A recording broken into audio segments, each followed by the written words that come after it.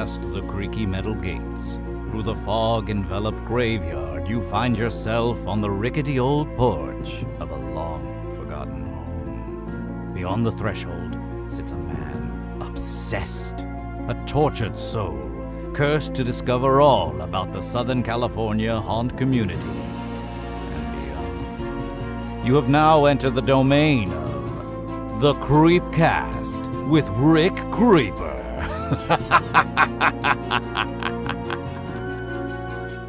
Here we go.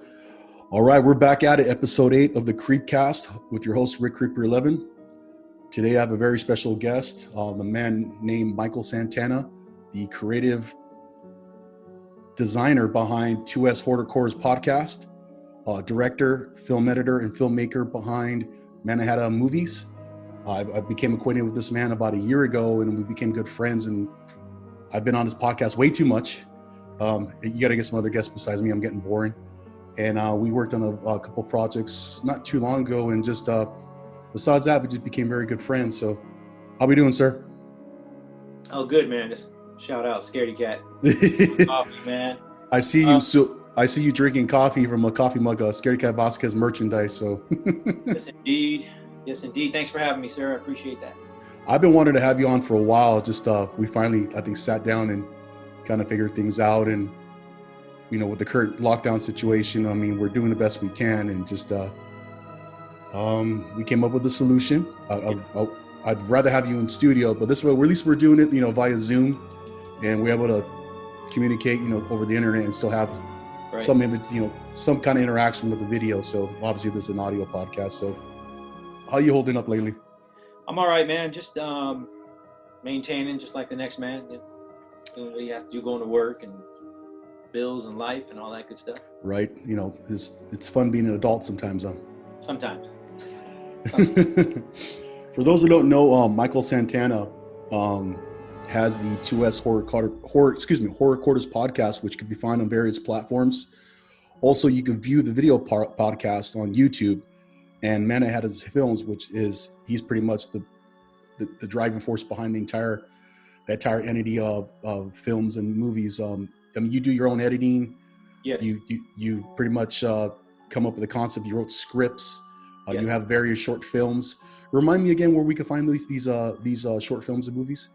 Well, YouTube is kind of the go-to, but I have all of my stuff on Vimeo as well, which is a better compression site for your videos. You know, it doesn't necessarily compress them as much, so they allow you to upload larger files. Okay. So, Vimeo, that's the second one. You know. So what I like to do for everybody is I'll put links in the description where they can find you on Instagram, YouTube, and what was it again? The platform you're on for you? Vimeo. Okay. Yeah. We'll have that as well. You have the coolest setup in your studio for the video podcast. Thank you. I mean, you obviously you're a buff of not only horror movies, but the whole genre of just cinema as well. I mean, the one thing we have in common is infatuation with the boogeyman, that, you know, Michael Myers. Yes, indeed. Yep. Love me some Michael Myers, you know. certain versions of him. You know? Yeah, that's another rabbit hole we went down last. Right. It's funny because we had a discussion about the 78 mask from Trick or Treat Studios. Right. I'm actually going to send mine out for cinematic touch-ups. Okay. So it's a mask maker that I came across on Instagram that he actually sculpts and makes his own mask, but also he provides the more lifelike and cinematic look of the mask. So like rehaul, that's cool. Pretty much a rehaul. Yeah, there you go. So he's like, hey, this is what I do. This is how much I charge, and this is the one I like to wear the cosplay. Normally I'd wear the Halloween 2 mask.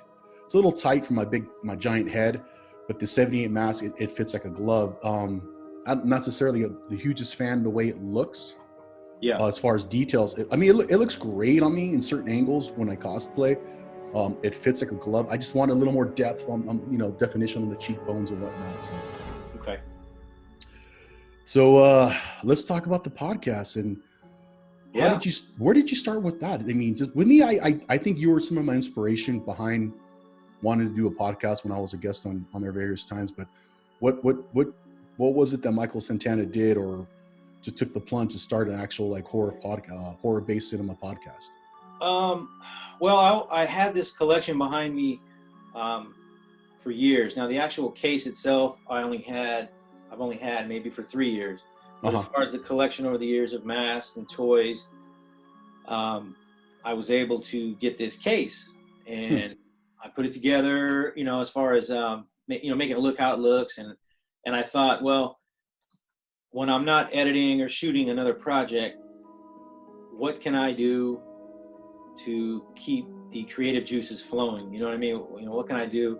Kind of want it to be different. I don't want to just kind of dive in without researching and trying to see what I can do. And I'm like, why not use what I have here and let's talk horror, and I can run video as well as audio and bring in, guests such as yourself that kind of bless the episode, because I'm not much of a talker. So I enjoy having, cats come in here and talk horror, from the filmmaking aspect to the mazes that you work, to editing, to actors, everything horror related, So I enjoy that.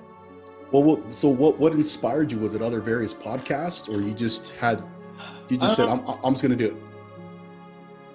Yeah, no. Yeah, I was inspired by listening to other podcasts, correct. Yeah, I was like, okay, I like what some of these guys are doing, what they're talking about. I can do it here at the house. That's the main thing. I can do it here. And I can put my own touch on it, So, yeah, definitely, I feel you got to be inspired. So, I have to be inspired to do anything, Was Manna Movies already in progress prior to the podcast? And yeah, Manna Movies, that I came up with that, I think, in 2008. Manna I was born in Manhattan. I grew up out here, but my parents moved me out here when I was like 3, and they were born and raised.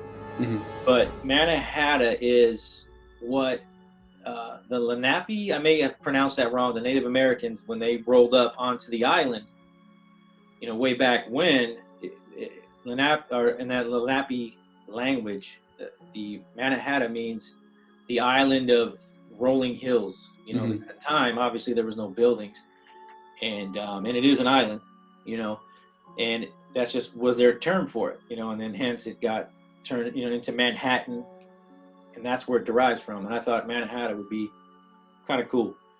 I had inklings when we met. You were an East Coast guy. Your family's from the East Coast, right? And then I don't know why. I did a little research on the name Manna, and then what you just described, I learned. I'm like, oh, okay.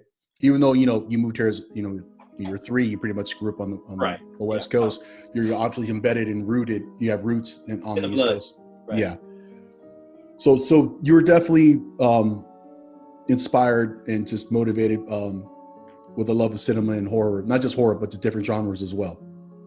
Yeah, different genres as well. I wanted to focus more on horror for this podcast, but a lot of times we kind of veer off and say, oh, that guy was in this movie. He was also in this movie, so we veer off a little bit on it. So I think I'm up to 18 now, but yeah, you're up there in double digits, and just every episode's gotten better and better. Mic quality. Yeah. I love the way it's shot. I love the way your studio is lit up, and it's very. I was very impressive when I first got there. Oh, this is actually pretty cool. And then I see myself on camera, and it just in a film. I'm like, it looks too crisp. It's just very impressive. So I said, to me, it's very inspirational when someone has a natural talent or just an eye for something, and you obviously have a passion for film and video, and then it transforms or transposes into you creating a video podcast and movies. You've done movies, you've done trailers, you've done music videos. Yeah. And we're going to talk about that. But to me, it just it was a little intimidating when I got there, and it was overwhelming. But we had this weird connection with a lot of things in common for a dude I never met before. Right. No, exactly. And a lot of this, I appreciate the compliments on this stuff, but let me be the first to tell you, this is all from effing up. You learn all this from messing up. I didn't like that, so maybe this works. So you definitely got to learn, I think, each time. I think me and you have talked about that. Exactly. Every time you learn something, so that's where it all comes from so you pretty much didn't have a background, let's say, just like in audio and video, like for example, the podcast? You just something you dived into and figured it was a work in progress pretty much? Yeah, the podcast was, I was pretty in tune with sound already with some of my other projects. And I knew for podcasting, I wanted to make it sound good. Because I think if something sounds good, but the picture's bad, you're more prone to listen to it. And if it's the other way around, if you got a crisp HD and the sound's messed up, you're more prone to turn it off. You know what I mean? So that's just my opinion. But I did research on podcast mics and did a lot of testing. And then, you know, got, I think 3 of them, you know, pretty cheap. And they work fine. You know, and I got a little sound mixer, the H6. I think you sent a picture of it the other day, and it works great.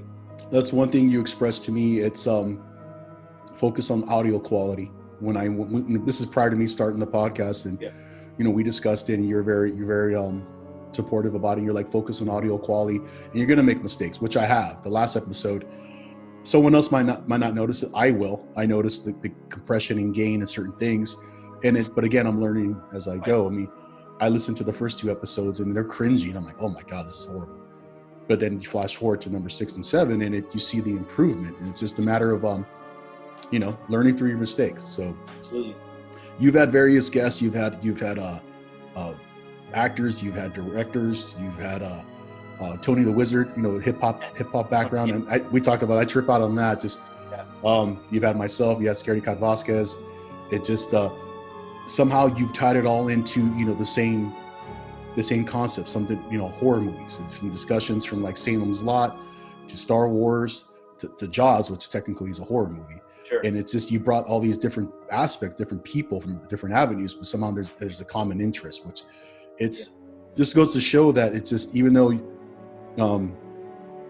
you might not be someone that's very spoken, but somehow you're able to bring all these people on the same platform. That speaks loudly. So yeah, exactly. So, and I think horror is subjective. Horror can be whatever you feel like it is. You know, it doesn't necessarily have to be, in my opinion, Halloween or Evil Dead. I mean, like, to me, Taxi Driver is a horror movie, you know, part horror movie, and Jaws as well, you know, and it just depends. And that's what this podcast is all about kind of opening up to what other people think, you know, and their thoughts. So we had a discussion about the first Alien movie being a pretty much a sci-fi horror, because it's but it's in space. You're trapped in an environment where you can't escape, and you're being stalked by an unknown force or entity. Right. And it's the whole concept of you know, playing cat and mouse, but instead of it being like a Jason Voorhees or Michael Myers, it's an alien. So exactly. Same with Jaws. It's you see inklings of a shark, but you don't necessarily. But they did that for certain reasons. Obviously, you know why, because the quality of the shark wasn't the greatest, but somehow they were able to sell it with imagery or subtleties of this beast hunting everybody in this beach community. So. And that's my favorite movie, by the way, Jaws. I've showed you, I think I told you, I went to Martha's Vineyard and went to a few of the filming locations of Jaws. Just a historically very informative movie, man. Everything they went through and the horror of what they went through. And so that ranks number 1 for me. So you obviously have a passion for film and video. Yes. And you've been inspired throughout the years. What are your earliest memories as far as movies? Like what movie kind of, like, for me, it was anything that I probably experienced watching with my father or my grandfather, and it could have been anything from The Natural with I forget the actor's name, Dustin Hoffman, Robert Redford, excuse me, or something like House on Haunted Hill with Vincent Price. For you, what was it? It went from like an actual interest to a hobby to a passion. Memories of watching these movies with my dad. Being afraid of Halloween, the original Halloween, Halloween 2 as well. We can get into that. Poltergeist, just memories of these movies as a kid. Exorcist, you know, they terrified me, but they're comforting in a sense too. So it's kind of hard to explain, but they did terrify me. You know, the Halloween theme, but I was still attracted to it. Right? That's weird, huh? Still go towards it. You know what I mean? So, yeah, those are my memories. And, you know, me and my dad, we would watch those. And, you know, he never he didn't, tell me to cover my eyes and things like that. The way he raised me was just to know right from wrong. No, don't go do that shit. You know what I mean? It's a movie. So I think he did a good job. So you definitely had an interest in film and cinema at an early age. And was it more the type of films that you were exposed to? Was it, like, for me, what I'm trying to get at is did you notice just like certain camera angles or the lighting or the way the movies were shot? And this possibly developed, Michael Santana, the filmmaker, the videographer, later on down the road. No, that the shot angles and how they shot it developed later on. Okay. In my 20s, but like I said, for horror movies themselves, just the feeling of that fear inspired me a little bit, But as far as the camera angles and stuff, probably in my 20s, early 20s, maybe even at 19, 20, I started to wanted to make movies and things. I can relate because I didn't necessarily pay attention to, directors or like filmmakers. It was more the individual movies. And I noticed I started gravitating to certain genres or even certain films made by certain people. Like, okay. For example, we have a common interest in John Carpenter. Right. When I was a kid, I had no clue, you'd see his name in the credits. And I literally was watching, John Carpenter's Halloween, the first and second, the third, then The Thing, then The Fog, They Live, and so forth. And then I'm realizing later on at an early age, I'm like, I've been captivated by this man's films for some reason. Sure. And it was a combination of probably the way he shot the films, also the way he scored his own movies. Yeah, that's beautiful. Yeah, it's amazing. It just it didn't dawn on me till later on at a certain age, just like how you mentioned. And his inspiration, we discussed it before, his inspiration to make films, or what he remembers when he was a young man, was Cinescope, the old Ben-Hur, Cleopatra movies and so forth, these huge, big productions from MGM or Universal and whatnot. And later on, I started paying attention to other directors like Dario Argento, who did like Suspiria, I can't remember the other ones off the top of my head, or guys like, Brian De Palma, or like, eventually Tarantino, or, God, Apocalypse Now. I'm drawing blanks on the directors, but I'm the filmmakers. But that's, I think that's, it's relatable because I didn't necessarily have that information or knowledge to realize that I was watching films that were made by certain directors, like a James Cameron and so forth. Yeah. So when did you start finding more of an interest on the film aspect of movies? Man, I was had to be like 94. I was probably 19 at the time. I was like, let me just start making movies. Now, this was before, obviously you couldn't do it on your phones or anything like that. So I had to borrow my neighbor's camcorder, because I didn't have one. And we would make movies around the neighborhood. And I would edit them on VCR to VCR. I'd go rent a VCR from Blockbuster Video for $10, and they were terrible edits, VCR to VCR. I had this little mixer. It was like $40, $50, $60, I don't remember now, but all it would really do was fade in and fade out. So you can fade in from one VCR to the next. See, but how did you learn how to do that? There was no YouTube, there was no Google, like, hey, I'm gonna learn how to edit from video to VCR to VCR. How did you know how to do that? I mean, who showed you that? I just asked around, I think. At Radio Shack, I'd go to Radio Shack and hit them up. Hey, what cables do I need to do this and this? And during that time, they were selling like these big type of machines that were expensive. I forgot the name of them. There were these type machines that would edit, and I couldn't buy that stuff. So I remember buying a tutorial tape from that company and how to do things. And I can't do that. So let me do the VCR to VCR. And then, you just step it up, you progress as long as you stick with it. You stick with it over the years, and you learn a lot more and you get better. But in the beginning, it was VCR to VCR.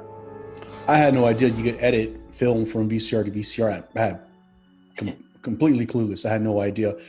I mean, I was picturing like, you as a kid, and I did, my parents did it years ago. They transferred a bunch of old 8mm film to VHS cassette, and then I think from VHS they did it to like a DVD format. Same concept. Okay. But I mean, the resources that people have now at their disposal, you could go on your phone and Google, how do I do this? Right. You know, you can watch like some stuff I needed to learn. I just looked at tutorials on YouTube, but when we were young men in the 90s, there was no such thing. Either you would have to go to the library or just ask around, you know. Right. Exactly. So when did Michael Santana become a filmmaker? At what age? And do you remember your first movie and what was it, if you don't mind explaining it? I've done, well, I don't know if you call me a filmmaker, but I've done a lot of terrible stuff, movie-wise, you know, looking back at the stuff, real low budget, no budget stuff. Probably 94, 95, me and my two brothers did a little movie called The Rescue, where he ties my other brother up to a gate and I got to go rescue him. And I got some PVC pipe and I painted him red, cut him up, made dynamite. And I strapped dynamite to our gate. And then I spliced in an explosion from the movie Cliffhanger, which it looked terrible. I couldn't have done that at all. I wouldn't have figured it out. So you went from being a prop maker, editor, and then, you know, a writer, stuntman. It's just, how old were you when you did this? Probably 19. So, okay, we're about the same age. So, okay, but again, I mean, just without the tools that are available nowadays, I mean, it was, even though you're probably not your proudest moment, but you're very resourceful to be your very first film. So yeah. So you just kind of progress and stick with it, get better, buy camcorders. You know, you can get a camcorder, and then from there you progress to different cameras. You know, then you get the 1080 cameras, and you get the 4K. I mean, you just kind of progress up, you know, and learn from there. You know, so from that film, what was your first like legit camera that you purchased or rented that it got to a point you're like, okay, I'm going to take these movies a little more serious? It wasn't you weren't taking it serious, but like you just went down a different avenue, like had a more of a professional perspective look at it, or creative perspective. Yeah. I got the Canon GL, which it was little mini DV tapes. It was the Canon GL, and that was like a step up from it was, I think it was a glorified camcorder, but it wasn't a camcorder, so it was a Canon. And I did some projects on those here and there. And then from there, I got the Panasonic DVX. And that one was special because that filmed at 24 frames per second, which is what you see in movies, cinema, more times than not.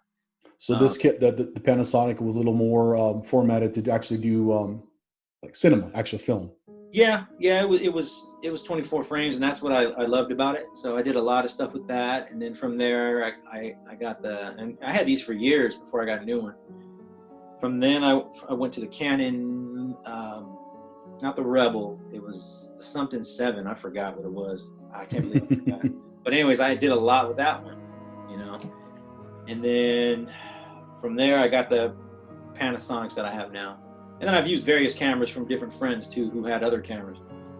So what were some of the other early movies prior to Manna? Wow, I did this one called Energy, which is like a little 30-minute short with some friends. Another one called Roads. I mean, they were all terrible, but we got to do it. What were the concepts behind the two? Roads was about a hitchhiker who was killing people. Okay. Taking their identity. We didn't have the means to make it what it should have been, but Energy was about some friends that were going through some drama and kind of corny shit, but it was, like I said, you have to do that stuff, you know, in my opinion, to learn and learn what not to do. So I did another one called Her, which is about La Llorona, the ghost. Oh, wow. Again, you know, no budget, low budget, but we had some cool shots, though. We definitely had some cool night vision shots. And then I did Gray before the other Gray. It was a short, which was a masked man, serial killer type movie. So how much of the older films you took inspiration, the ones prior to Manna, the ones prior to the man, Michael Santana, we know now, how much of those older films, those early ones, you took either revamped or took aspects of them and just kind of pieced together a bigger project? A few of them, probably Taxi Driver is one. I kind of inspired by that. Energy had a little bit of the actual movie Taxi Driver in it. That one character was trying to become Travis Bickle. And then, I mean, I take a lot of stuff from Michael Mann. I'm very inspired by his shots, the stuff he gets from like Heat. Heat is another one. 1985. Amazing movie. I think I still have it on VHS. That's how long ago I badass. Great movie. It just the scene towards the bank robbery when they have him the shootout with the LAPD. It's good stuff. Best. Oh my God. Yeah. Yeah. I did a music video for a friend of mine called Boot Camp, which we pretty much took the whole beginning of Heat where De Niro goes and gets the ambulance. Well, this character in Boot Camp goes and gets a U-Haul in the same blue jumpsuit. And I even used some of the score. So that's a go to Heat, you know. Great film. Remind me, what other movies has Michael Mann made? That's the Mohicans, Manhunter, Collateral, Ali, Heat. Those are some huge movies, man. Yeah, I mean, just great stuff. Great stuff. So besides Carpenter and Michael Mann, who are some of the other inspirations or directors or filmmakers that have inspired you to make movies for Manhattan or for yourself? Scorsese is very inspirational to me. Again, Michael Mann, James Cameron. Who else? Hitchcock, that's my guy. Yeah, there you go. Yeah, Hitchcock, that's probably my favorite between him and Michael Mann. So speaking of Scorsese did The Irishman, correct? Correct. I had a discussion with someone about that recently. I felt, and they agreed with me, if they would have done a longer miniseries of The Irishman on Netflix, it would have been beyond successful, more than what they did for. I could have seen it like as a maybe a 2-part series over time. Yeah, like maybe put a little more depth on it. I'm not saying it wasn't a great piece. It was amazing. It just, I was like, just imagine if they would have done like a mini series of it and just add a little more depth to the let's say make multiple episodes. Yeah, and that's what Chris Rock at the Oscars, when he got up on stage, that was one of his jokes to Scorsese, who was in the crowd. He said, "I just watched the first season of The Irishman," which I didn't know he did that. Yeah, you're not the only one, brother. I mean, yeah, it was long. It was close to 4 hours. I read the book first. That was interesting. Just depends on what you believe on it. I don't know. It was a good movie. Great film. I just felt it ended, and I'm like, I wish this would have been maybe a little bit longer. I mean, not a 4-hour film, but let's say, hey, we'll do 1.5 segments of episodes for 6 weeks or whatever.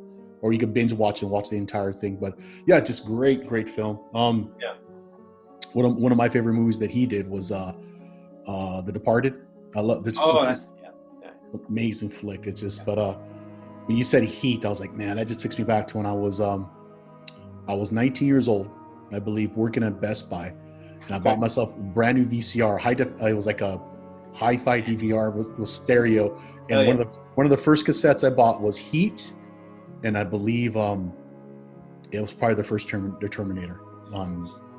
Do you remember if the Heat that you bought was 2 tapes? Because the widescreen had 2 tapes, and then the one that wasn't widescreen was just a single tape. It was the single, so standard format. It wasn't widescreen. Okay. Cool. Yeah. I actually have the widescreen format of the Deer Hunter, and it comes in a Deer Hunter. Oh man. Yes. Box. It's a box set. So the standard format is 2 cassettes. Yeah. The wide format, it's a box set, and with commentary and I believe the director's cut. Yeah, I had that same. I want to say it was it like a purpley? Yeah. Okay, I had it. I need to get the DVD eventually, I guess, or the Blu-ray. But yeah, great film. But I worked at Best Buy, so I was getting these cassettes for huge discount. And hell yeah. But I remember getting a $100 DVD VCR, and then just going to the audio video section and then just going through the cassettes and just grabbing what I wanted. And I saw Heat, I grabbed that. I grabbed the Deer Hunter. I mean, this is movies that I watched as a kid with my dad. My dad would expose me to these movies. Yeah. And just didn't realize I'm like, what he was, there's moments we're sharing together was going to mold the person I was going to become.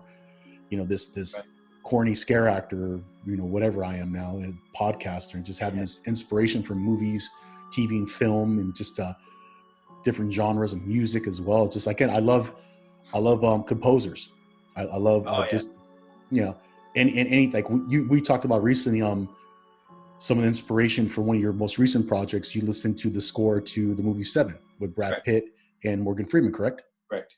Yep. I listen to a lot of scores. Sleepy Hollow I'm listening to now. Oh my God. Danny Elfman's amazing. Yeah. I just drive. When I drive, I listen to scores a lot. And as a matter of fact, Peak I wrote with the 7 score on headphones. Every time I got on the computer. Right. The Gluttony scene, I think, was my go-to on it.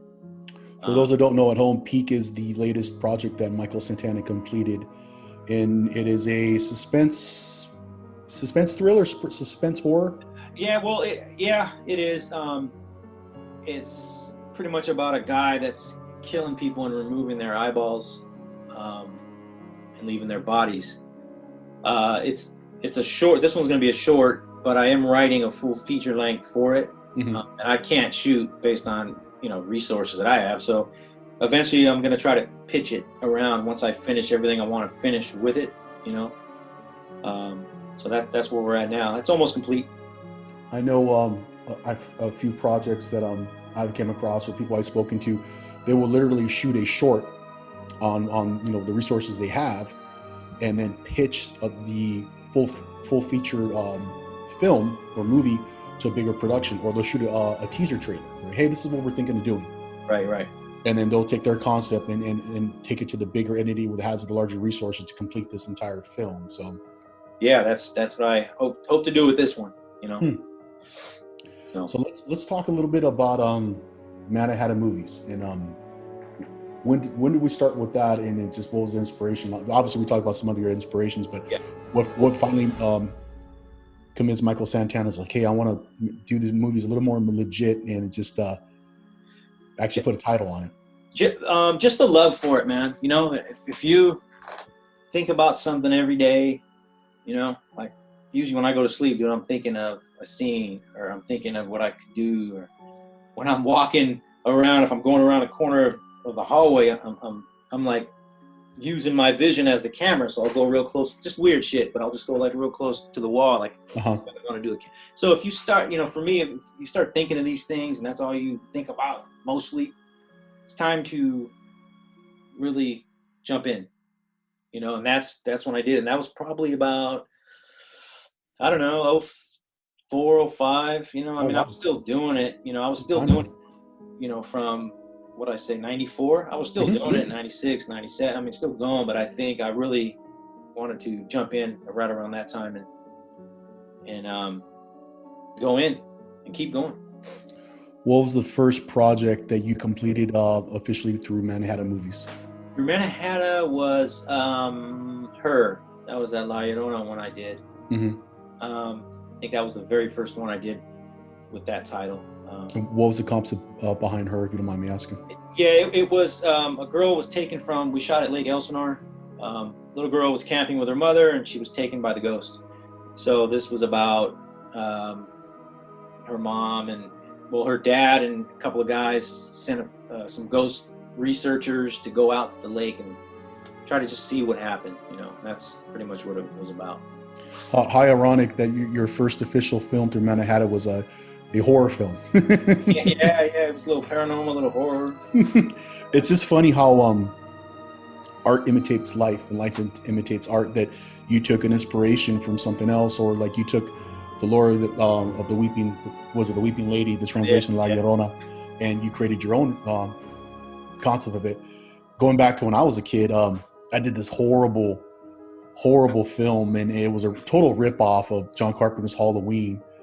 And I even did the POV where Michael, as a kid, puts on the clown mask. I did the same thing, and you saw me reaching into the cabin and grabbing a knife, and it was just this horrible movie. I loved it. I wish I could find the VHS. No, I had no idea. And the way we edited, we literally just paused and recorded on the old family style camcorder, like the dinosaur you put on your shoulder. Yeah. And if we didn't like something, we would rewind the cassette and just re-record over it. It was a little glitchy sometime, but we had horrible practical effects. Like I literally took the giant sized tubes of Christmas wrapping, the cardboard, spray painted it silver to make it look like a lead pipe, and Hell yeah, dude. one of the characters hits like the I guess he's a monster or whatever he was, hits him, the pipe bends, it doesn't affect them, and just horrible practical effects with like someone gets shot and falls in the pool, and my buddy had like a bottle of red food coloring and blood goes right into the surface of the pool. Just horrible. That's awesome, man. I mean, that shows you right there that you're trying to get it done somehow. It's just horrible. But you were saying how sometimes you're going to bed and these thoughts are just running in your head, or you're at work, or you see a certain image, and it just you have you see something, you also have an image in your head of like, hey, this would be a cool scene for a film, or I could picture myself coming down this alley and something happens. I mean, I was in my the house I live in. It's a house converted into boarding homes, apartments, pretty much. There's a basement. It's an old Victorian house built in, I don't know, early 1900s. And we talked about this on the phone. I went down to my basement to put something away, and I had an image of one of my characters I played during haunt season sitting in the corner having a conversation with me. But it was my subconscious, like the character was telling me himself to like, hey, it's time to come out. And I'm like, no, it's not. It's not Halloween yet. And like, it's always Halloween or something stupid. But these images are always running in my head. I was listening to the Midnight Syndicate, the composers, as I was going down to do laundry. And so it just was a certain part of the score, and just this vivid image appeared in my head, because I have all my costumes that I've cosplayed or worked on in a big storage tote.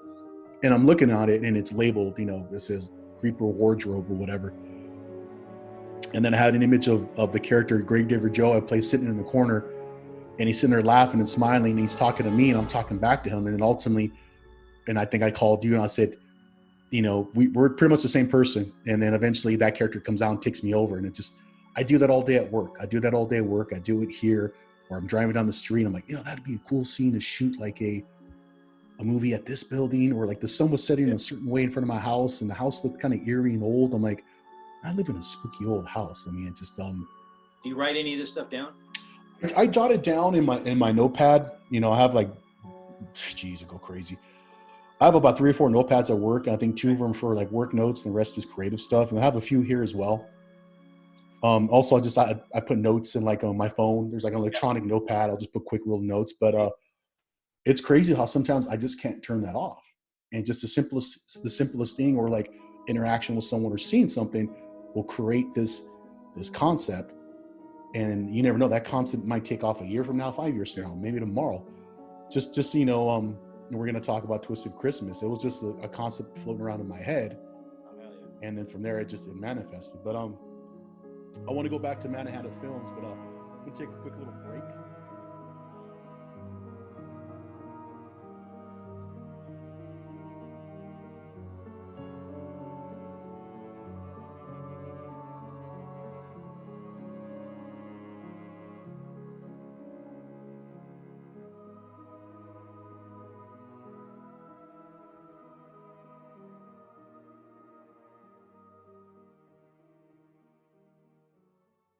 Don't you dare try to escape.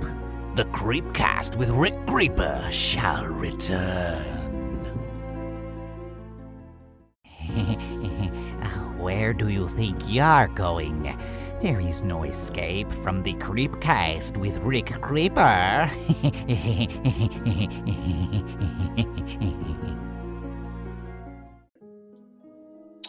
Okay, we're back to episode 8 with my special guest, Michael Santana. He has the coolest name in the world. I can't call him Mike. I can't call him Michael or Mikey. It's got to be Michael Santana, because that's just too cool of a name not to pronounce the entire thing. To me, it's like a waste.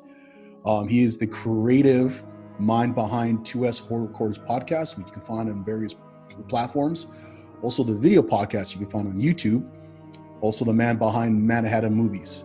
I will definitely put the links in the description of the podcast, where you can find them on Instagram, YouTube, and so forth. So before we jump into your film side, of all your creative projects and aspects, let's flash back to 2's Horror Quarters podcast. And we talked about the inspiration, how you started it, but you have kind of a little cool history how you came up with the name, a little homage to your family. How did you come up with 2's Horror Quarters podcast? That was interesting, actually, because I shot, I think, 2 or 3 episodes without a name. I didn't have a name for it. And my uncle passed away in New York, so we went out there to take care of, clean out his apartment, and kind of take care of some things out there. And so I'm in the hallway where you go to everyone's front door. So I'm leaning up against the wall in front of his door. Mm-hmm. And I'm like just staring at his apartment number, 2S. And that's it. So I go, that's what I'm gonna call it, 2S. I mean, that's what it's gonna be. So on the logo itself, that's actually his buzzer. You hit the buzzer and the square, and he looks through. And that's my son's eye that's kind of looking through there. But that's based on my uncle, his apartment. So that's very old school. For people who don't know, it's the sight glass of the apartment door, and then also it's the push buzzer to let you know that someone's at the door. Right. Yeah, you don't really see a lot of those. That's kind of old school. And the fact that your son's looking through it and you kind of did a little Photoshop on it with a zombie eye, I like that. Yeah, it was pretty cool. So that's kind of an ode to my uncle, I guess, forever now. So there you go. You had a pretty close relationship with your uncle? We weren't super close, but we talked. We talked a lot. I was into the JFK assassination in high school quite a bit, and I still am. But anyways, long story short, he flew me out there in '93 to Dallas. So because he was working out there, and we were pretty tight ever since then. That's cool. Even though you pretty much grew up here on the West Coast, you still have these deep-rooted connections to your family back home. And I totally dig that. Yeah. I mean, you grew up here, but I mean, obviously, you're embedded back on the East Coast, so that's cool. Yes, sir. What turned you on to the shape? Why the fascination? And I can really, what turned you on to him? Was it just his presence? Was it just the character that Carpenter created for the movie Halloween, or it's just the way, or like the mystery behind, like what's behind the veil? What's driving this force? Is it the look of the mask? Is it just the whole character in its entirety? What has you so interested in Michael Myers? The shape, it's a combination of things. First and foremost, it's the world that John Carpenter and everyone involved created, and then Michael. And I got a good friend of mine, Kirk. He summed it up for me one day. He said, to be killed by Michael is to be killed by nothing. You know what I mean? So that dead look on the face of the mask, there's no bargaining with it. Whatever's behind it or whoever's behind it really isn't there, really, right? So the mystery of that, the evil of that, to actually just be killed by nothing, is terrifying. It's terrifying, and then the fact that he walks is even scarier, as a child too, just to see, like, damn, they're running or they're hiding, and he's right there somehow. You know what I mean? Halloween 2 is a good example of it. How you just walked down the center of those hallways at the hospital. You just walk. You know what I mean? It's just there's something eerie about him. And what I read is Carpenter wanted Michael Myers to be he didn't want him to be a monster. He wanted him to be have more human characteristics. Sure. So hence the whole when Castle did the character, obviously in the first movie, it was just a very stiff posture, hands off to the side, and he's wearing a mask that's pale and motionless, and just the slow stalking, the slow stuff that he's like, I'm gonna get there eventually, and I'm gonna get there before you get there.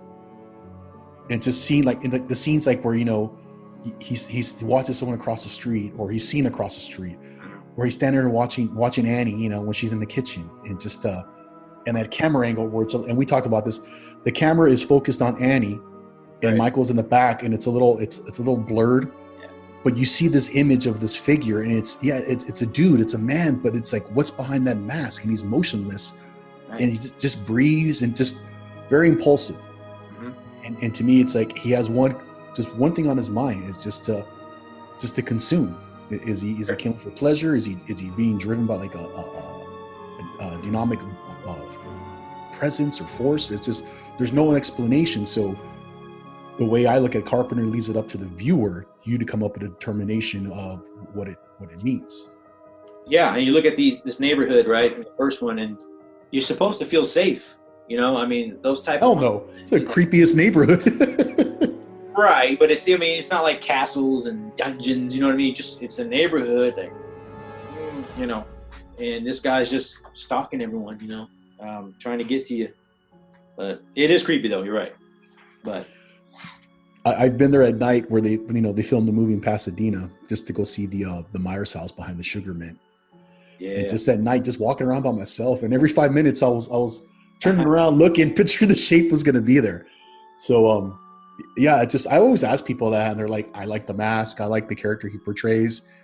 For me, it went from being completely terrified as a kid to this obsession to, you know, kind of just like reading up on things about him and what Carpenter pretty much did. And then in an interview I saw, it was like a 15-minute documentary prior to like the theatrical version I've seen in the theaters. He says he leaves it up to the viewer to determine what Michael is. Because if correct me if I'm wrong, but in the finishing credits, it doesn't say Michael Myers. It says The Shape. You're probably right. I couldn't tell you, but probably yeah. It says The Shape. One, right? Yes, the first one. It says The Shape, and it says Nick Castle, and then, you know, he's referred to as, you know, Michael Myers, The Shape, the Boogeyman. So I think the way I look at it, it all pertains to the individual person, how they perceive Michael to be. Is he just the name, The Shape? Yeah, it's creepy. I mean, just the shape, you know. Lifeless. It's just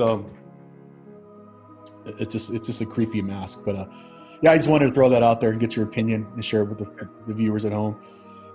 So going back to Manhattan Movies, your very first project was her, correct?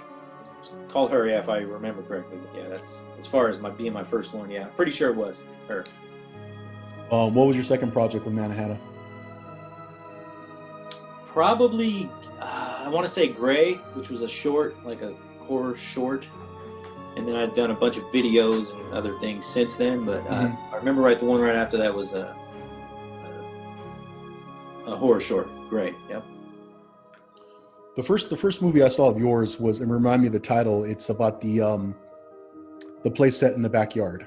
Yes, play set. Yeah, that's one of my favorites, actually. Ones I did. One of the ones I'm happy about. You know. So what was the concept behind play set for the people at home that don't know? Play set.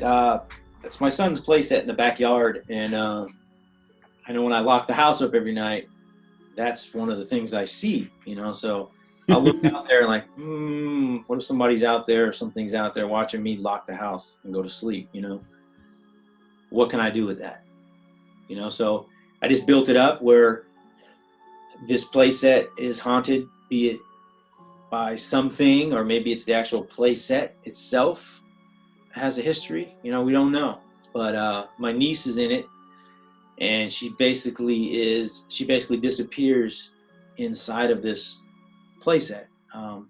It starts to turn lights off and on its own. You know, she's got lights inside of it. It's kind of creepy, actually. You know, so her mother goes out there, the actress, Kristen Sammons. She goes out there and is looking for her daughter because she just saw her in the playset.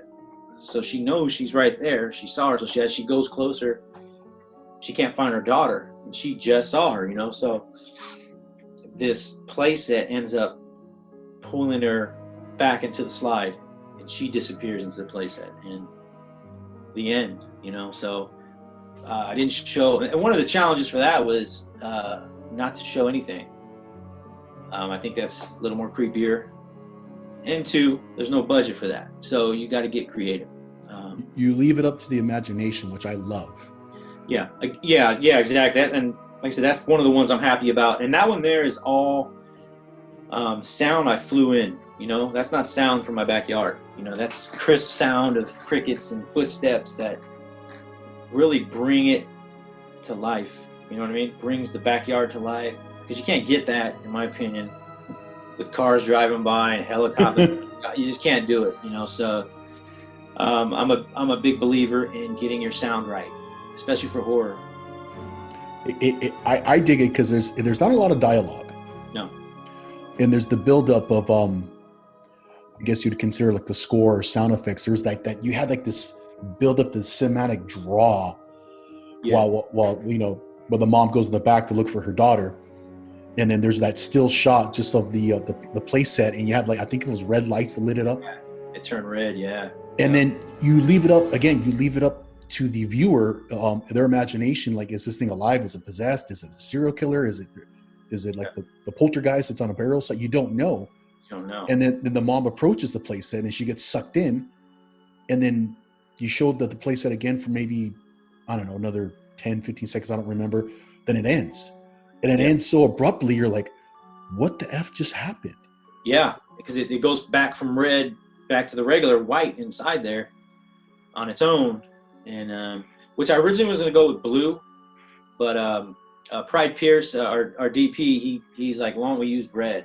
You know, I'm like, I'm glad you made that choice, man. You know, he lit it up beautifully. And yeah, pretty happy with that one. So. That one, I admit it, I watched late at night, and then I watched it on my laptop. I had my laptop on my chest, and I was like, what the hell did I just watch? That's fucking creepy. Yeah, sorry. That's his backyard, but just it was the 1-2 punch within what I think it was 7 minutes, the whole film. Yeah, something like that. Yeah, about 7-8 minute range, and it was just like, okay, this is creepy play set. The daughter disappears. There's this cinematic buildup, this score, these sound effects, and I dig how you, like I said, the background effects, like in the backyard, like crickets, and just you capture the night would sound in someone's backyard, and just in a home, a normal neighborhood like you live in. Yeah, here's the deal. It's like when I edit this stuff, it's all with headphones on, right? So it's kind of discouraging when I look at it on my phone, because you're like, you can't even hear. I mean, it's just not the same. So I prefer, you know, and I kind of suggest everybody watch these things with good sound, or it needs to be watched with good sound, I think. You know? Yeah, I can't do. I prefer to watch the movie, like anything you've done.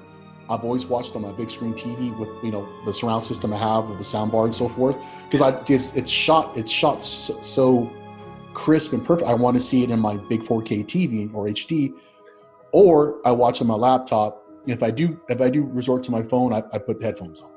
Okay, cool. So that one's my favorite. Remind me of the title of the vampire theme film that you did. Oh, Inira. Yeah. I did that back in 2011, and that was missing something. I felt it should have been more, but that's something I kind of intended to build on. I've written a lot more for it if I ever want to revisit it, but I was cool with it. It could have been a lot better, but that was a good time in my life. You know, I remember shooting that and having all the Halloween stuff outside, and Inira. Yep. So it's a female vampire film based around Halloween, correct? Yeah, it's in this specific short. She is a vampire, but she loves Halloween.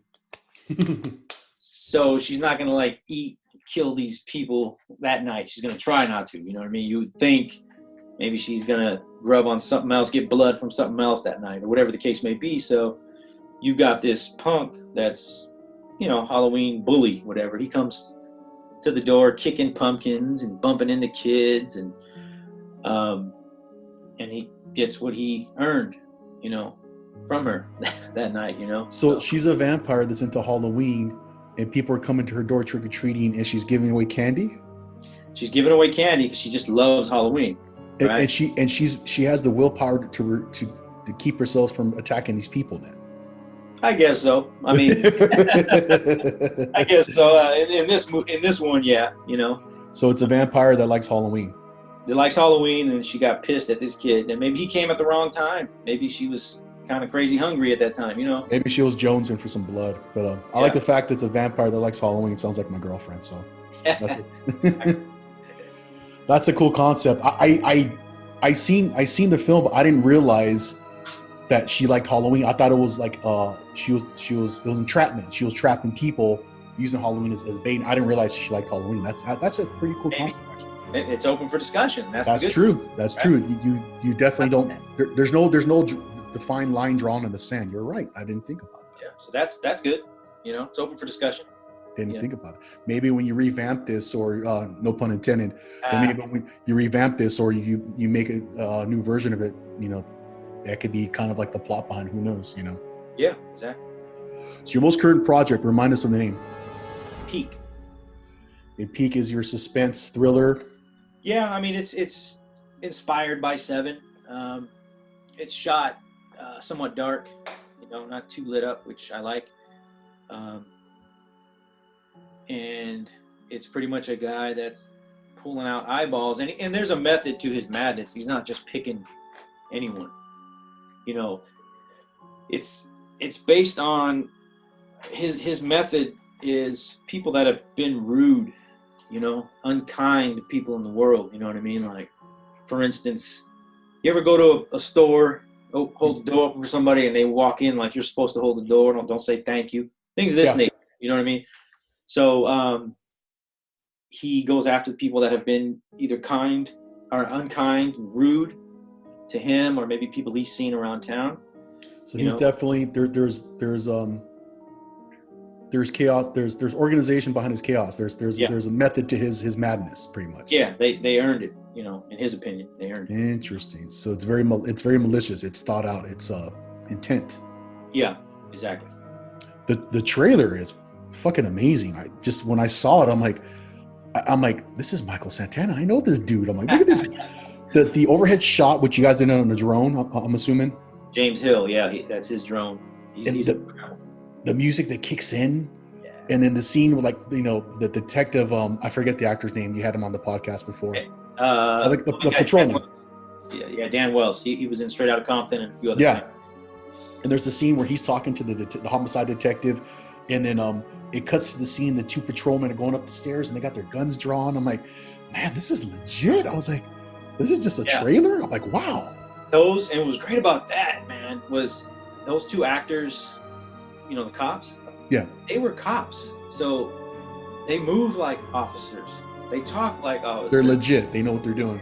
That was what's so great about it, man. It was like, okay, this is what I want you guys to do. But, you know, a lot of it, they were telling me, no, we wouldn't do that. We wouldn't do that. That's cool. I want to know what you would do and wouldn't do, and let's try to work it out, you know? So. You had your own, I guess it'd be, you know, when let's say it's a military-based movie, they have some type of consultant who, like, no, you know, a soldier would hold a rifle like this, or move from room to room like that.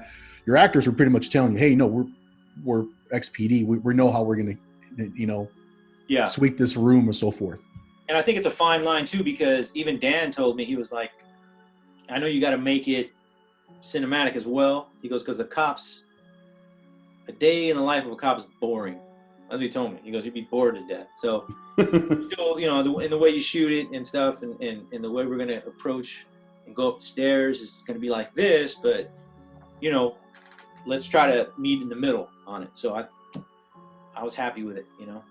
So I like the fact you took actual realism, or, you know, actual procedure, but then at the same time you peppered in a little theater of the mind and turned it into a cinematic, you know, input or cinematic view perspective. So I like the fact that there's realism to it. You actually took what the officers would really do, but at the same time, the creative film, you know, maker or director is like, oh, I have a perspective as well too. So you have a little bit of both. That is pretty cool. I mean, you had a patrol car, the warehouse. I had to rent that. The guy's name was Dennis Garr. Nice dude. He was like, what did he tell me? Okay, do you have a permit? And we were on the phone. I'm like, no. He's all, do you got production insurance? I'm like, no. He's all, well, I go, I'll tell you what. Because originally I was going to have both officers drive the car. I got to tell you what, can we do this? I'll pay you whatever you want. whatever you're charging for that, we won't get in the car. Like, we won't drive it, we won't touch it. He goes, all right, cool. And that's fine. So when he got there, he let them get in and get out of it, but we didn't drive it, you know.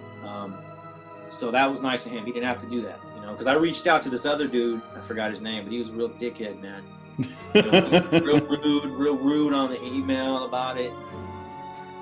Just, you know, okay, whatever. So I kind of reached out to some other people and found Dennis. So it's just the trailer is amazing, and it's only a trailer, which you eventually want to turn this into a full feature film, correct? Well, yeah, but I'd want to do it on a someone give me a budget to do it. So the short is almost done. I'm adding a scene, but once it's done, I'm going to send it to you. Check it out. Sure. I'm trying to get it done this month, but I got to do a couple of reshoots. But I'm almost there. We're almost there, you know. So we talked about possibly doing something together. Can we talk about that, or you want to see cool. it? No, if you're cool with that. No, go ahead. You it's your episode, it's your podcast. I'm geeking out that you want me involved. I'm like, oh, this is so cool. Yeah, well, I know I kind of want to touch base and kind of dive into your vampire character. You know, vampire monster character. I'm thinking more of and that would be your call as far as who we would be. But I'm picturing a vampire, and I got a nice teaser trailer set up for it, which doesn't have to like be married to what the final project will be. You know, it's just right. a teaser. Just a teaser. You know, so the idea I had was, you know, your regular dude coming home from work, whatever the case is, and you're sitting down. You have this cool light setup. I saw that you had the orange lights and stuff like that, but we can play with all that. But I wanted to do a nice slow pan towards you. And then you would do so the camera would be here, and you would do just a slight turn where we see that something has changed. So it'd be a shot from behind over a certain shoulder. Correct. And when the camera pans in, it'd be a slight head turn where you can see, let's say, vampire features on the character that I'm playing. Yep. And then we just cut the black, and then from there, that should inspire us to get something else going. You know what I mean? So it's just an idea. It's up to you. Well, we have a filmmaker, we have a cameraman, the director, writer / stuntman. You have a monster, and a monster that knows people that does makeup as well. So, I mean, pretty much have all those resources there. So yeah, let's make it happen. Let's make it happen. Yes, sir. Besides this vampire short or teaser we talked about, anything you would like to talk about as far as future projects for Manna movies? Yeah, well, I did So Loaded for Vince last June. I know he wants me to do another video for him. I'm editing another music video right now, currently actually, for him. I didn't shoot it, but I'm cutting it. I'm doing my documentary on some police officers. Still continuing on with Peak, so there's always something. We got your stuff coming. We got podcasts coming. You know, coming back hopefully. You know, so can we talk a little bit details of the law enforcement documentary you're working on? Yeah, it's called Division. At least that's the title now. We shot most of it already. It's 5 officers. So basically, it is the thoughts and stories of Black officers on their feelings on things, being right in the middle of everything, between people yelling at them for doing their job and then just doing their job, you know. So it's an interesting dynamic, and it's not shitting on any law enforcement or anything like that. It's division. So we just want to hear honest thoughts, you know. So so it's going to be the perspective of African American law enforcement officers. Yeah. There's LAPD, Orange County. Yeah, we have 1, 2, I think 3 LAPD. Oh wow! And then we have 2 former San Bernardino, I think. Wow, so, 2 heavy areas. Yeah. Looking forward to that one. I mean, it's just very respectful, and they walk a fine line. I mean. Yeah, exactly. From being called sellouts to, man, I'm just trying to protect the community. I mean, it's crazy. You know, yeah, so you're just trying to do your job or give back to the community, you know. Anything else in the future of Manhattan movies? I'd like to do more podcasts, obviously, continue on with Peak, get into your project. Cool. Yeah, always something, man. Let's just keep working, So, random question. Name your top 3 directors and why. Directors, filmmakers. Okay. In no specific order. No specific order. I would go Hitchcock because of, well, Psycho is very inspirational to me, but because of what he does with such a still camera, to me, that's kind of, you got to be pretty creative to do things within that, and the actors and everybody else involved, obviously, but just what he does with that, his characters, and then for him to always have a cameo in his pictures, right? Without, the perfect timing, though. You can't throw him in there too early or too late, because then you're like, oh, forget about the story. That's Hitchcock. So it's all timing, Very subtle. His cameos, like it wasn't like something you would expect to happen at that moment. It just kind of popped up. You're like, oh, there's Hitchcock. Okay. But it didn't take you away from the actual film. Exactly. And I'll take this quote from, paraphrase from Carpenter. John Carpenter said about Psycho it was one of the first ones back then. It came out in 1960 that brought monsters out of castles and stuff. It brought it to a hotel that I would go stay the night at. You know what I mean? I remember that quote. My parents would go stay at, you know what I mean? And I'm like, well, that's true, So Hitchcock is one. Scorsese is another inspirational guy because his feel for New York City, his shots, his gritty, with Mean Streets and Taxi Driver, just the grittiness of 70s, 80s New York. Raging Bull. Great. Right? I mean, we could talk about another hour just his movies alone. I mean, yeah, and so I'm really into Scorsese, and then Michael Mann. Michael Mann, to me, he shoots the night so beautifully. Him and his DP, whoever that is, I don't know who that is, but just the way he shoots the nighttime is so beautiful, and the way he has layers for his characters, which I take that from Michael Mann too. Now I'll make bios for my characters. You know what I mean? You used to live here, and you're doing backstories for your players, pretty much. Yep. I did that for the last few of them, and I did that for Pete. You like this type of food, or you go here. I mean, it's layers. It helps you. You know what I mean? And in Peak, there's 2 officers that have had a bad history, and you see that play out in Peak. It doesn't necessarily pertain to the story of what's happening with the murders, but it's another layer instead of an actor just walking in and, okay, these are my lines. So your characters have depth to them. You're creating personalities. Yeah. And I say, here, start with this, and then you guys build how you want to build. I like the fact that you created the contrast between the 2 officers where they have bad history. You said they have a little rough patch. Pretty much one detective proved another detective wrong in a case, and he didn't like that. So he can't get over it. So that's cool. And you'll see it on the short. I like that because it manifests in the film, obviously. So yeah. Besides the main theme of the movie of there just being killer with a certain intentions, you have each character has his own backstory, and it's going to manifest on the film somehow. So, to me, when you do something like that, you're investing time into the individual characters, where your viewers or your audience goers are going to they might be engulfed into that. See what I'm saying? So to me, I hate to use the word immersion, but you're creating more interest. So you're like, wow, I can relate to this character. I didn't realize that. Someone might not see that interaction, but someone who's really into details of a film will see the relationship that the 2 officers have. Right. And on top of the interest of the topic of the movie. That's pretty cool. I was watching something where, I'm sorry, go ahead. No, I didn't realize Michael Mann was doing that with his movies. Yeah, man. Like for an example would be in Collateral with Jada Pinkett. He had her hang out with a couple that would have been her parents, her character's parents.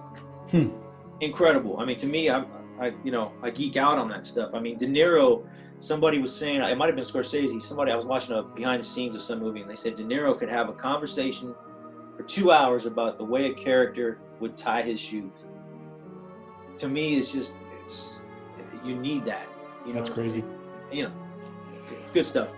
I saw some, I think it was like back behind the scene footage of Coppola's Bram Stoker's Dracula, excuse me. And what he did is, obviously they do the table reads and all the characters come in, all the actors. He would have them interact with one another. He would have them, you know, dance like the way that they, you know, the traditional style of dance they did during that period. He would make them eat dinner in character, interact with each other at a formal dinner setting or individual conversations. Sure. So he would develop relationships amongst, you know, the players, but also he developed backstories to each individual character. Obviously, he was able to have development on characters based on the novel. But what he did was he developed kinship or bondship amongst the actors. And I didn't know. I was like, that's pretty cool. And it was just them, you know, dining together in character, dancing together, holding conversations, walking together. So he was creating depth. Yeah. And that will translate to the film when you saw it on the film, which is that's a trip, man. Vital, you know, like the cafe scene in Heat. Pacino wanted to rehearse. De Niro said, no, we shouldn't, because our characters never met until this cafe scene, right? Well, when he pulled them over on the freeway. So they didn't rehearse it, you know? And I think they did, I don't know, 20-something takes. They used take 11 on both cameras, because each take, according to Michael Mann, each take has its own dynamic. He's right. So he didn't want to take 9 and then the reverse take 11. So they used everything they pulled from take 11. Interesting.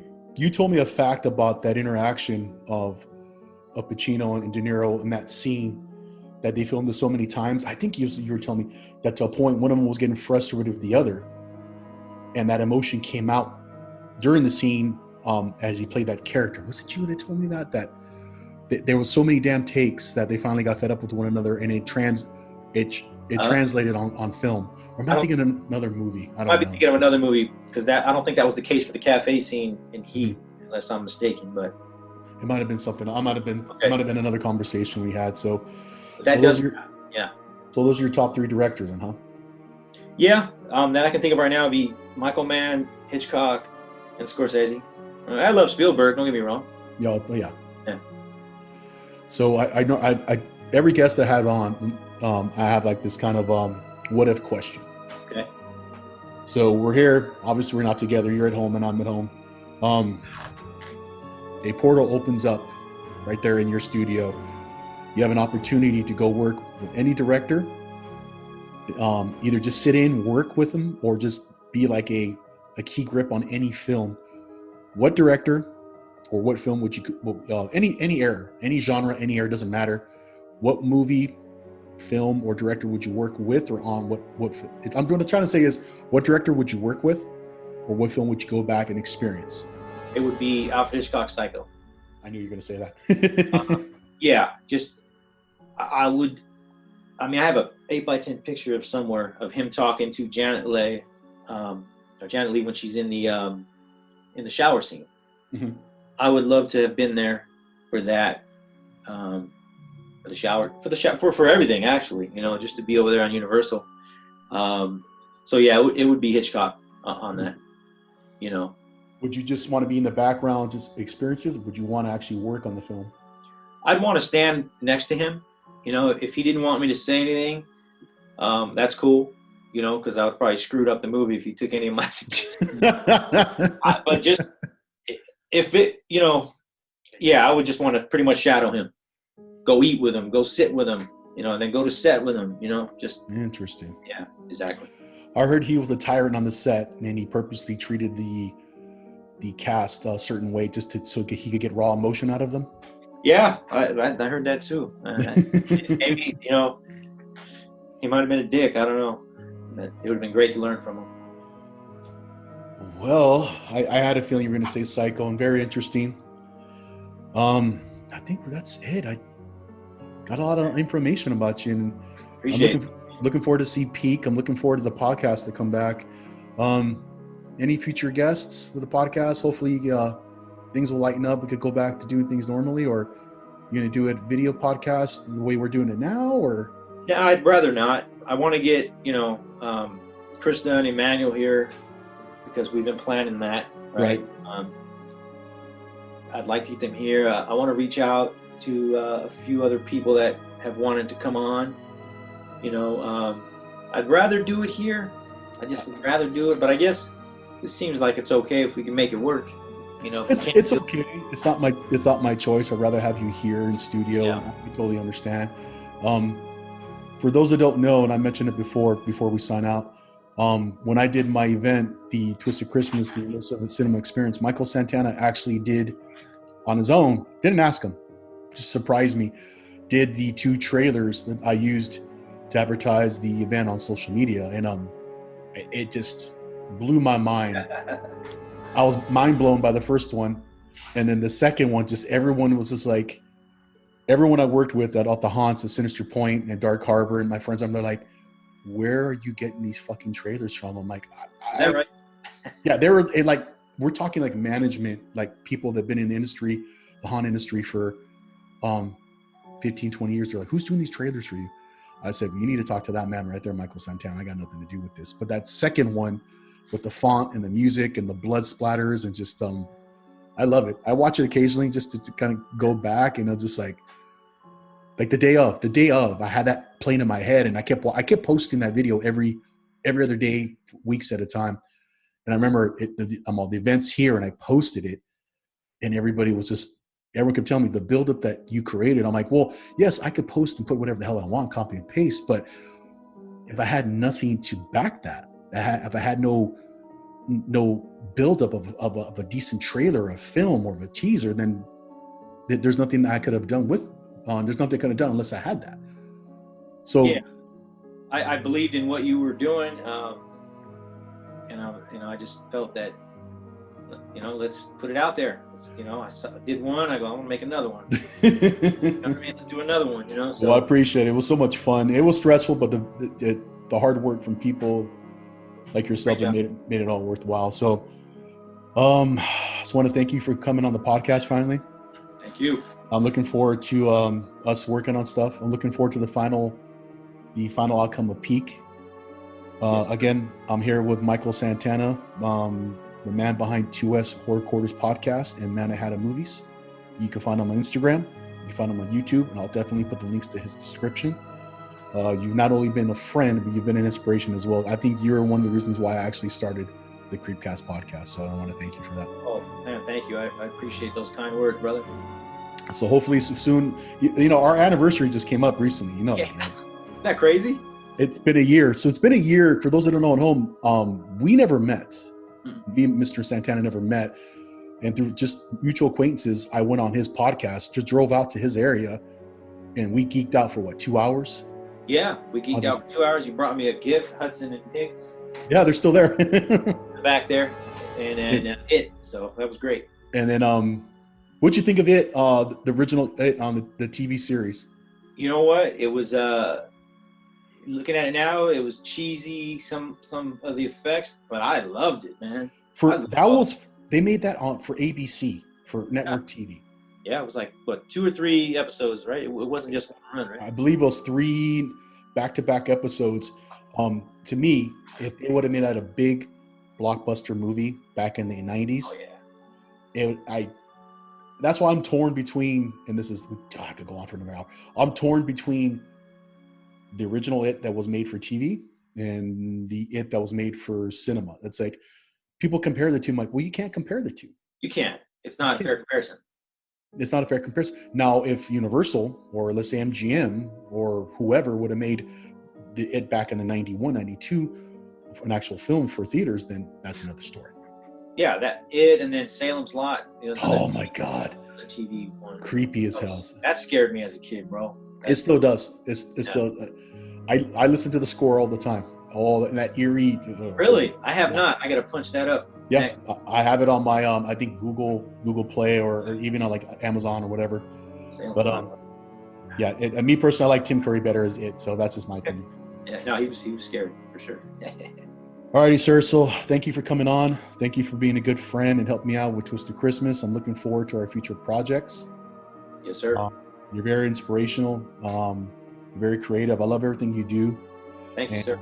I'm looking forward to more episodes of the podcast. I'm looking forward to more movies and just hanging out. Go back to Zombie Donuts or something. Get a Coke Zero. Man. Yes, let's do that. Because I drink Coke Zero now. It's like. Is that right? Yeah. It's good stuff, right? Michael Santana drinks Coke Zero, coffee, water, and Coke Zero. So I don't drink soda, but occasionally I want that fix, and I drink a Coke Zero. So water, Coke Zero, and coffee. There it is. That's what he's showing me on camera right now. So. Man, I appreciate it, brother. Thank you. No worries. All right, guys. That was episode 8 with Michael Santana from 2's Horror Quarters Podcast and Manna Hata Movies. I think we're going to call it a night. Thanks, everyone, for listening. Thank you. Talk to you soon, man.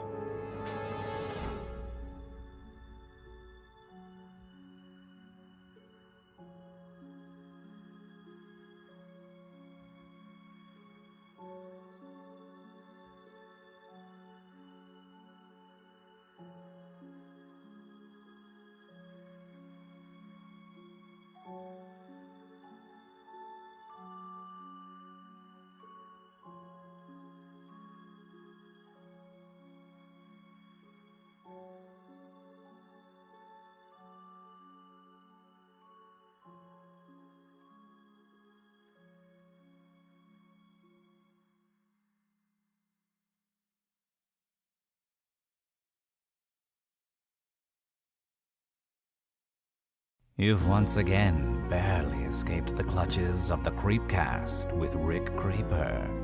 Next time, you may not be so lucky. To find out more about the Creepcast and Rick Creeper, follow Rick on Instagram at RickCreeper11. Until next time, be sure to keep that lantern light burning